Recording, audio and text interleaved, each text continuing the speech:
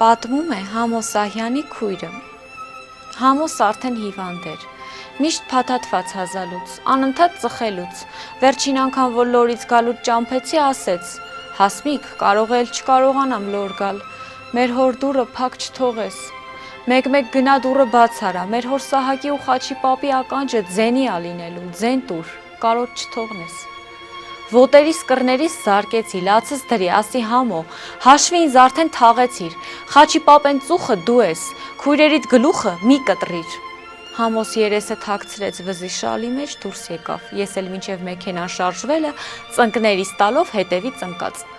Համոյից հետո հաճախ եմ գնացել օր, բացել եմ մեր հոր տան դուռը եւ ամեն անգամ լաց լինելով դուրս եկե,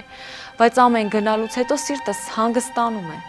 թեթևանում, ասես Համոյի օրհնանքն եմ ստանում։ Եթե հավանեցիք տեսանյութը, չմոռանաք թողնել մեկնաբանություն։